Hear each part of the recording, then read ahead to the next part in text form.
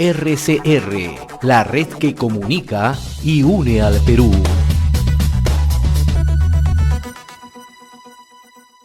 En esta parte del programa vamos a conversar y le agradecemos la gentileza que tiene con RCR, Red de Comunicación Regional, al señor Miguel Antezana, analista político y especialista en comunicación y marketing político. Miguel, qué gusto saludarlo. Gracias por atender esta comunicación con RCR, Red de Comunicación Regional. Muy amable. Buen día.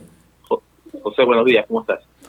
¿Cómo está analizando el curso, ¿no?, de esta segunda vuelta, ¿no? Ayer hemos conocido encuesta de Datu, ¿no?, que es la más reciente, ¿no?, donde detalla que hay 5 puntos de diferencia entre Pedro Castillo, ¿no?, y Keiko Fujimori, ¿no? Sin embargo, hace 15 días esta diferencia era de 15 puntos, siempre en favor de Pedro Castillo, ¿no? ¿Qué es lo que ha ocurrido desde tu punto de vista, ¿no? ¿Qué está cambiando o qué podría cambiar, ¿no?, en lo que falta y resta de la campaña? Bueno, lo que pudiéramos inferir a nivel de las cifras, a nivel estrictamente estadístico, es que más o menos el panorama se está manteniendo en términos reales. ¿A qué me refiero? Si bien Pedro Castillo redujo 2 puntos, el porcentaje que él tenía del 43 al 41, y Keiko sube precisamente 2 puntos, y tomamos en cuenta que hay un margen de error de 2.8, entonces estamos dentro de lo que se considera el margen de error. Esto quizás inclusive pudiera reforzarse viendo las cifras de los votos indecisos y la gente que dice que va a votar en blanco, que se ha mantenido en el 12 y 11% respectivamente.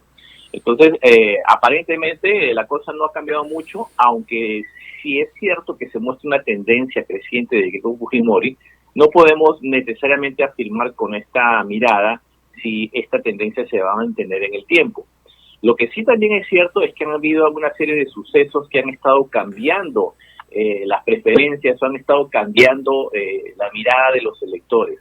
Es obvio que el debate de Chota que sucedió el sábado pasado ha influido en algunas personas, sobre todo en el lado de los indecisos, puede haber movido a alguien, pero también hay que tomar en cuenta que el respaldo que ha tenido de Juntos por el Perú, de Verónica Mendoza, eso pudiera significar también un endose de votos, no endose de votos en realidad, pudiera significar que se mueva también esta gente que todavía estaba indecisa, que se mueva un poco hacia Pedro Castillo, sobre todo por el lado del equipo técnico.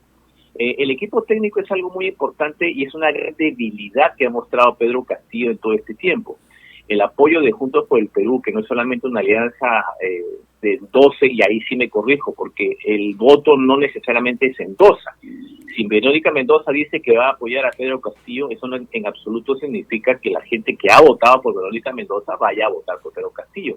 Pero lo que sí pudiera significar es que el equipo técnico que acompañó a Verónica Mendoza pudiera ahora apoyar a Pedro Castillo, y eso también pudiera tomarse en cuenta a la hora de la votación. Ahora, en ese último punto que tú has abordado, Miguel, ¿no?, Verónica Mendoza va a poner a disposición probablemente su equipo técnico, ¿no?, que la acompañó en la primera vuelta, ¿no? Pero ¿esto qué obliga? Obliga que Pedro Castillo vaya a tener que morigerar su discurso, vaya a tener que irse ya por otro camino, ¿no?, tal como el que ya planteaba hasta hace poco Verónica Mendoza, y va a tener que desprenderse, ¿no?, del discurso original, ¿no?, estatización, nacionalización, la propuesta del 10% del PBI para educación, una cifra similar para salud. De eso va a tener que desprenderse. ¿Es fácil cambiar estos ofrecimientos en 10, 15, un mes? Bueno, en política y más aún en campaña electoral todo es posible, y en la práctica lo hemos estado viendo. Del Pedro Castillo del día 11 de abril en la noche o del 12 de abril al Pedro Castillo del día de ayer hay una gran diferencia. Ya han habido algunos mensajes que se han estado moderando, ya han habido algunos temas que no se están tocando, e inclusive también hemos escuchado rectificaciones.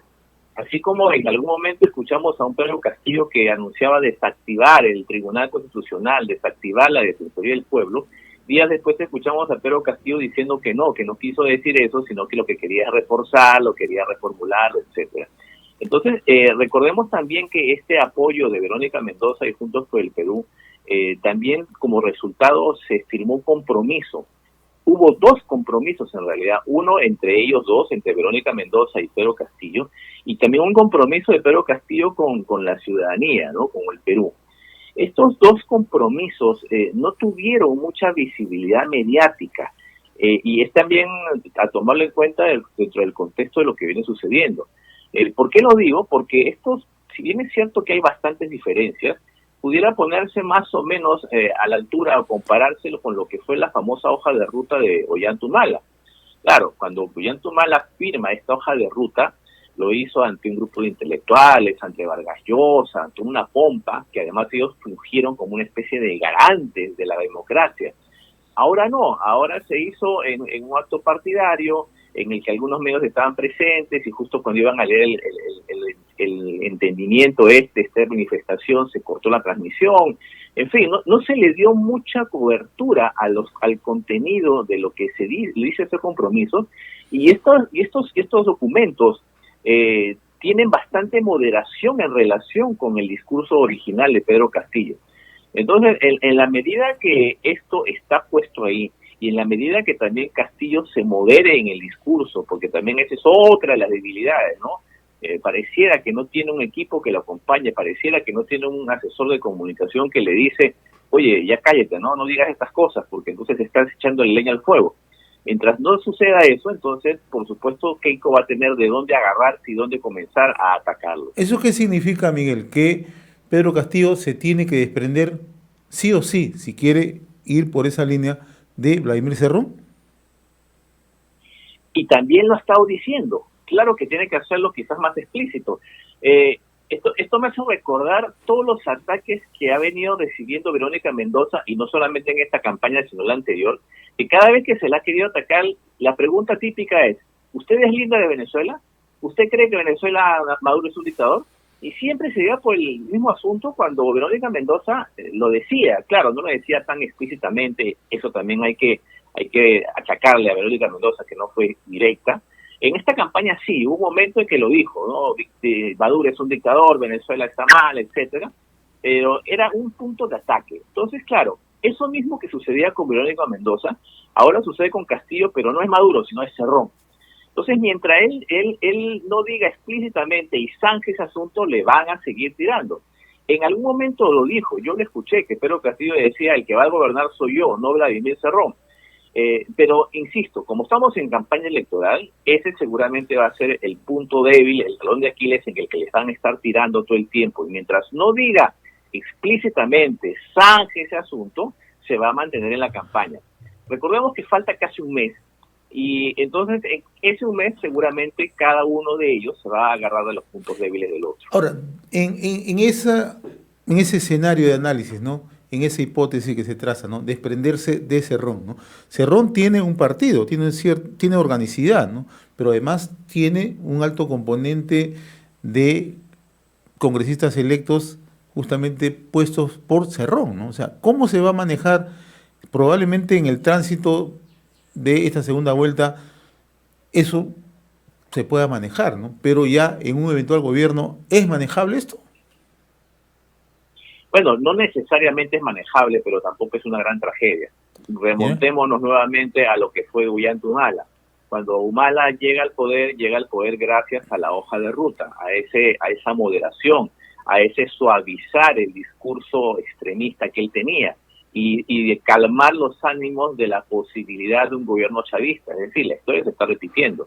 Y cuando llega al Congreso, en el que llega con una mayoría relativa, también que sucedió a lo largo de sus 5 años, que muchos miembros de sus bancadas se fueron saliendo de la bancada nacionalista y se fueron hacia otra o formaron sus propias bancadas. Entonces, en el caso de Pedro Castillo, que si bien es cierto también tiene una cantidad de congresistas, 30 y pico congresistas, no recuerdo la cifra exacta, 37. que es 37, y entonces de ahí tiene, digamos que un grupo del lado de Cerrón, y que estos pudieran desprenderse o formar su propia bancada para no apoyar al presidente que postuló su partido, tampoco es una tragedia, es algo raro, porque ya ha sucedido. Es más, hemos tenido un presidente sin bancada, que fue Martín Vizcarra, y hemos tenido anteriormente a otro presidente PPK con una bancada minúscula. Entonces, eso a nivel del Poder Ejecutivo no necesariamente va a influir demasiado, porque ya tenemos un Congreso fragmentado, ya sabemos que va a tener, en el escenario que Castillo sea electo, ya sabemos que va a tener un poder legislativo que va a ser el con gran contrapeso, y cuidado que también va a ser el gran obstaculizador de la labor del Poder Ejecutivo. Entonces, aquí lo que va a necesitar mucho es la muñeca política para que no se vea afectada la gobernabilidad. Ahora, vamos a la otra vereda, Keiko Fujimori, para no concentrar todo en Pedro Castillo, ¿no? ¿Cómo estás viendo tú la campaña de Keiko Fujimori, ¿no? Acaba de decir en la víspera que también ella va a asumir un compromiso con el país, ¿no? Seguramente vamos a conocer cuáles van a ser los alcances de ese compromiso, pero en términos, en líneas de análisis, ¿cómo estás viendo esta campaña? ¿Cuáles son las fortalezas que está mostrando? ¿Cuáles son las debilidades que tiene, no? Bueno, aquí Keiko Fujimori, en lo que resta de campaña, cercano a un mes de las elecciones, va a tener que hacer de todo. Va a tener que hacer de todo porque tiene que remontar las cifras que las tiene bien difíciles. Ese aparente 5 o 6% que hasta ahora pareciera que tiene a nivel de las encuestas, en términos de votos válidos, que es lo que interesa, no le alcanza, no le dan. Pedro Castillo con su 41%, o inclusive poniéndole 40%, que yo creo que ese se configura el voto duro de Castillo, 40%. Con ese 40% y con ese porcentaje que hasta ahora tenemos de indecisos y de votos en blanco, él está llegando a la presidencia con los votos válidos, supera el 50%. Entonces lo que tiene que apuntar Keiko Fujimori es precisamente hacer de todo, literalmente, para ver cómo atrae del grupo de los electores, de los indecisos, de los votos en blanco, hacia su candidatura. Y tomando en consideración que también que en ese voto indeciso y blanco pudiera haber un porcentaje de lo que se conoce como el voto vergüenza. Es decir, yo ya sé por quién votar, pero no lo digo. Y en ese voto puede estar tanto gente que va a votar por Castillo y no lo dice, o tanto gente que quiere votar por Fujimori y tampoco lo dice, porque es vergonzoso, porque cree que no, que va a respetar la discriminación de las personas, etcétera. No tenemos idea de cómo está conformado ese voto vergüenza dentro de los indecisos y votos en blanco. Lo que sí es seguro es que Castillo tiene un gran porcentaje de apoyo en todo lo que es el sur del Perú, en todo lo que es la zona andina. Una gran diferencia. Ahí es donde ella debería concentrarse para tratar de jalar algunos votos. Lima la tiene ganado Keiko Fujimori, pero Lima no es el Perú, ya sabemos esa frase. Lima tiene apenas un tercio de los votantes, los otros 2/3 están en el resto del Perú. Entonces, el que firme una hoja de ruta, también Keiko Fujimori, seguramente lo podrá hacer, pero no sé qué tanto apoyo va a jalar esa hoja de ruta como si lo pudiese haber jalado Pedro Castillo. Recordemos que Keiko Fujimori también ya ha firmado compromisos anteriormente, y en esta oportunidad hay contenidos de esa antigua carta de compromiso que no van a estar. Por ejemplo, en la antigua carta de compromiso del 2016 recuerdo que ella se comprometía a no indultar al padre, si no me equivoco, y ahora es todo lo contrario, ahora dice que sí lo va a indultar. Entonces, yo no sé si tenga alguna influencia este compromiso, hoja de ruta, o como quiera que se llame, que pudiese firmar Keiko Fujimori, porque la credibilidad de ella está bastante golpeada. No digamos que congenia con el sentir del ciudadano, del elector. Ahora, yo creo que los mensajes que está dando de manera directa e indirecta no necesariamente también están apuntando a este público de todo el país. Me parece que todavía siguen muy concentrados en lo que es Lima. Me parece que el equipo que tiene alrededor está pensando desde Lima, y está pensando en un público de Lima y no está tomando en cuenta la realidad del resto del país. Estos mensajes de por mi familia, de no al comunismo, y reunirse de gente quizás de farándula o de algunos sectores deportivos, en fin, personas mediáticas, la Lima de repente puede ser interesante para la gente que los conoce, la gente que sabe quién es, pero para la gente del interior del país que vive otra realidad absolutamente, no necesariamente sé si impacte, cuando ahí es donde ella debería concentrarse para jalar votos hacia su lado. A ver, ¿por qué tendría que tener éxito un compromiso que asume Castillo y no tener éxito el de Keiko? O a la inversa, ¿por qué tendría que tener éxito el compromiso de Keiko y no el compromiso de Castillo? Porque en el caso de Keiko Fujimori estamos hablando no solamente de Keiko Fujimori, sino estamos hablando del fujimorismo. Es decir, estamos hablando de una familia que tiene un tiempo en la historia del Perú. Estamos hablando desde el año 90 del siglo pasado. Y la mochila gran pesada que tiene con lo que fue el gobierno de su padre, con sus ventajas, con sus pros y con sus contras, precisamente ella también lo carga. Es más, en esta campaña hizo destacar mucho las obras de su padre y hizo también eso que los contrincantes sacaran el lado negativo de los padres, los delitos que se cometieron. Ella ha tratado siempre de decir errores, de minimizarlo, pero han sido delitos. Y también otro elemento es porque Keiko Fujimori es la tercera vez que candidatea. Otro elemento dentro de Keiko Fujimori es el Congreso Fujimorista del periodo 2016-2020, que torpedeó prácticamente la labor de Kuczynski e hizo que él renunciara, y también torpedeó la labor de Vizcarra e hizo que lo disolviera. Entonces, todos estos son antecedentes que precisamente golpean la credibilidad de Keiko Fujimori, que ahora diga que sí, que va a gobernar para todo el mundo. En el caso de Castillo, Pedro Castillo prácticamente no tiene ese pasado de Keiko Fujimori. Pedro Castillo está ahora siendo conocido en todo el Perú. El antecedente que tenemos de Castillo fue en la huelga de los maestros en el 2017. Estuvo en la Avenida Bancay, en el que hay imágenes, inclusive se ve que le dicen que se tira al piso. ¿Pero la mochila de Cerrón no lo afecta? ¿La mochila también de Cerrón? Digamos que la mochila de Castillo, en la que está Cerrón, no llega a ser tan pesada como la mochila de Keiko Fujimori. Hablamos en estos términos de mochilas. Entonces, ¿qué pasa? Keiko Fujimori tiene una mochila, pues, pero de mochilero, mientras que en Castillo tiene una mochila quizás de escolar todavía, que tiene sus pesos, y se está tratando de meterle más piedras en la mochila de Pedro Castillo. Que eso, por supuesto, puede pegar mucho más, impactar mucho más en un público de Lima. Insisto con eso, que ese yo creo que la gran falla, el enfoque que está teniendo la estrategia de Keiko Fujimori. En el interior del país, sí, pues, porque uno se pregunta, oye, si Perú Libre ha tenido todos estos manejos, Cerrón, toda su gente, si tiene pues en desgracia toda la parte centro, Junín, ¿cómo es posible entonces que haya alcaldes y gobiernos regionales de Perú Libre si eso es así? Es porque no estamos pensando en la gente que habita allá y cuál es el razonamiento de la gente que está allá. Ese es el problema, que no estamos poniéndonos en el lugar de los electores, sino que los estamos viendo o lo está viendo Keiko Fujimori desde el lado exclusivamente de Lima. Entonces, es por eso que el impacto de estas cartas, de estos compromisos, estas hojas de ruta, no necesariamente tienen el mismo impacto en los mismos públicos, porque estamos hablando de personajes que tienen un pasado completamente diferente. Ahora lo que se le está achacando a Pedro Castillo es el fantasma, es el cuco del comunismo, que va a ser Venezuela y todo ese tipo de cosas, pero se está achacando sobre la base de lo que podría ser. En cambio, Keiko Fujimori se le está achacando todo lo que ya ha hecho. Entonces, ahí hay una gran diferencia del enfoque. Pero entonces allí lo que podría hacer tendría que no solamente que desmarcarse Pedro Castillo, sino la propia Verónica Mendoza, ¿no? Sí, y ahí porque en ese caso, porque tú bien lo anotabas hace unos instantes, Verónica Mendoza nunca se desmarcó con claridad cuando se le preguntaba justamente sobre el tema de Venezuela, ¿no? Sobre el tema incluso de otros países, no tenía una claridad en la respuesta, ¿no? Pero ahora me imagino que sí van a tener que generar un nivel de confianza, si eso es así, ¿no? A través de este compromiso, ¿no?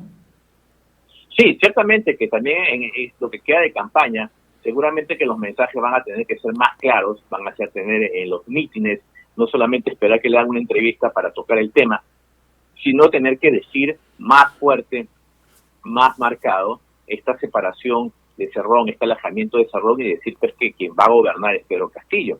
Yo no dudo que se esté haciendo. Ahora insisto con un tema también que creo que está también sobre el tapete. La parcialidad o imparcialidad que están teniendo muchos medios de comunicación.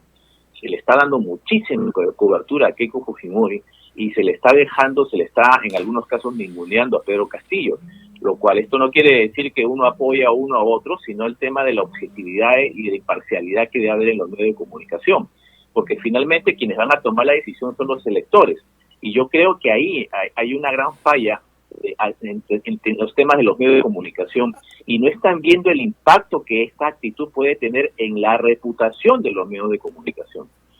No en vano, algunas otras personas mencionan que pareciera que estamos nuevamente en los 90 del siglo pasado, en la que se veía claramente una parcialidad hacia una tendencia. Ahora, Miguel, y esto a la larga termina siendo contradictorio porque le juega en contra.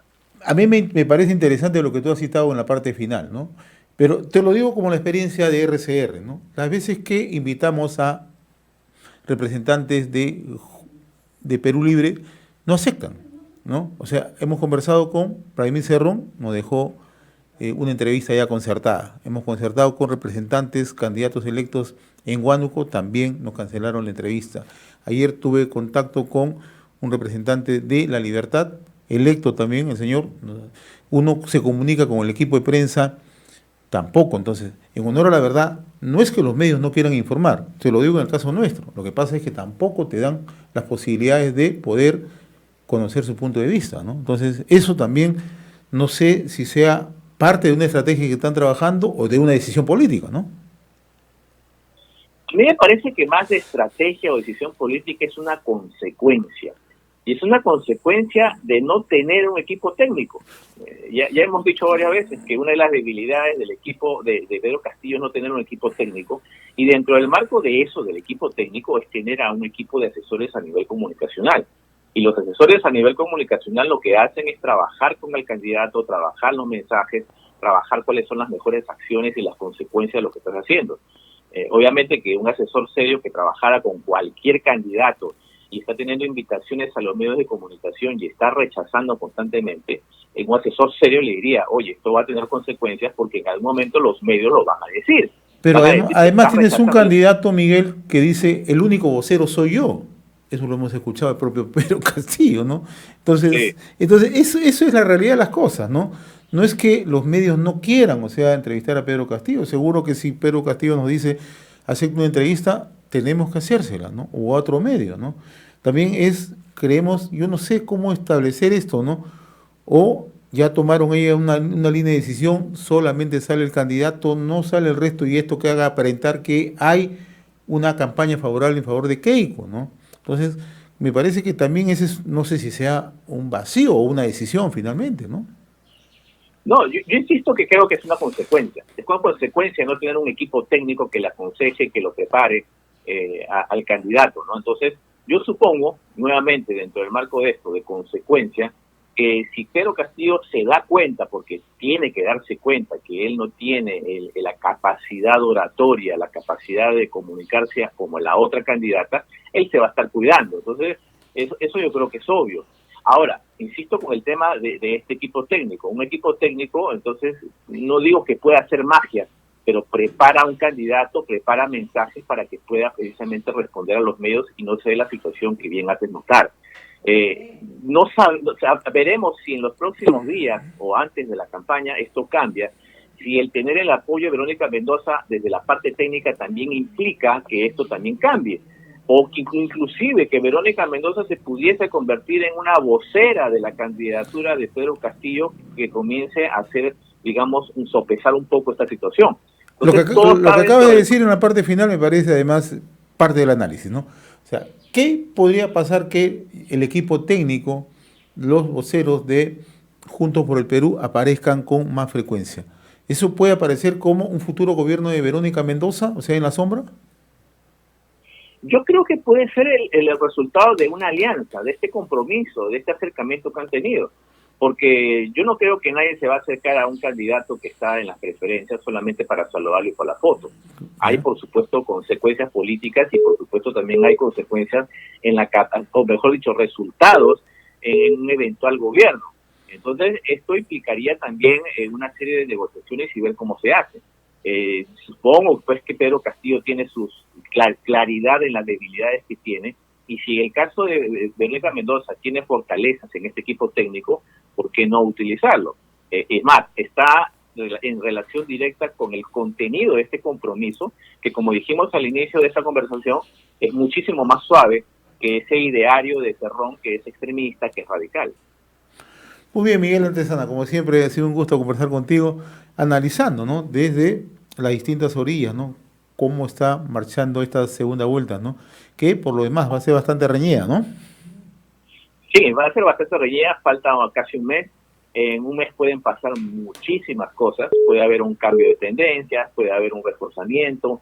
Hay que hacerle seguimiento y como siempre lo hemos dicho, José, yo creo que aquí el gran interesado es el elector y rescato lo que tú acabas de decir también hace un momento, mostrando las dos orillas, ¿no?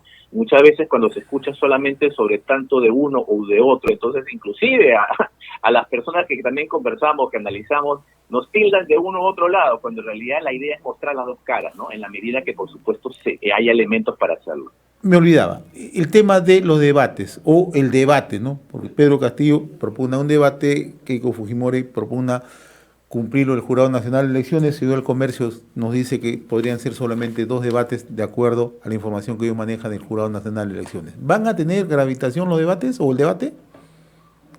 Los debates del Jurado Nacional de Elecciones tienen un gran peso en la elección. Eso se ha visto a lo largo de los últimos procesos electorales, tanto a nivel nacional como a nivel municipal. Sí tienen una gran importancia. El que se haya propuesto 4 debates y hasta ahora aparentemente se está quedando en 2, por supuesto que son importantes porque van, como te digo, a fortalecer o a debilitar las candidaturas de uno u otro candidato. Lo que sí yo quiero también destacar es estos debates informales en paralelos que están saliendo, que ya pareciera que es parte de un juego, inclusive me parece que son una falta de seriedad. Y esto nuevamente es consecuencia de la falta de tener un apoyo técnico en el caso del Castillo. Ayer lanzó la idea de hacer un debate frente al penal de Santa Mónica. ¿Esto lo favorece Castillo? ¿Cómo crees tú que el elector toma esto? En el caso de Castillo yo creo que no le favorece. O sea, él no puede estar lanzando cualquier cosa porque Keiko Fujimori lo va a tomar. Keiko Fujimori va a tomar lo que le caiga porque ella va a querer ganar puntos. Entonces, por supuesto que ella se lo aceptó. Pero ya sabemos que Pedro Castillo pues no tiene este dominio verbal de oratoria política como lo tiene su contrincante.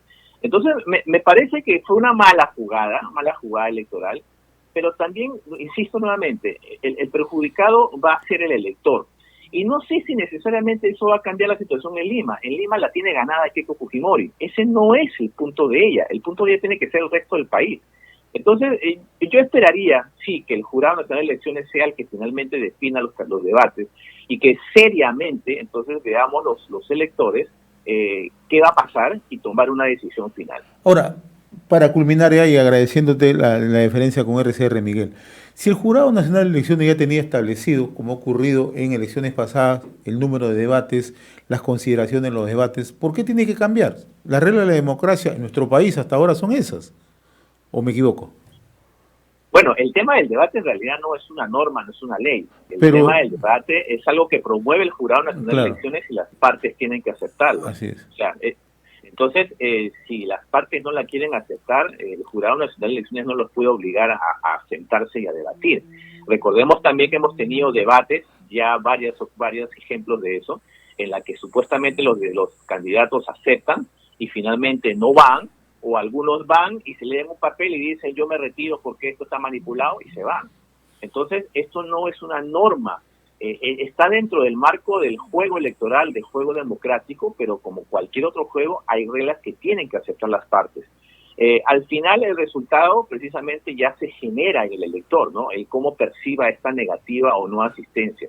Pero hay que tener en claro eso, ¿no? No es que esté escrito en la ley que tienen que debatir. Muy bien, Miguel Antezana, como siempre ha sido un gusto conversar contigo y te agradezco la gentileza que has tenido con RCR, Red de Comunicación Regional. Muchas gracias. Muchas gracias. Gracias. Un gusto, como siempre. Gracias. RCR, la red que comunica y une al Perú.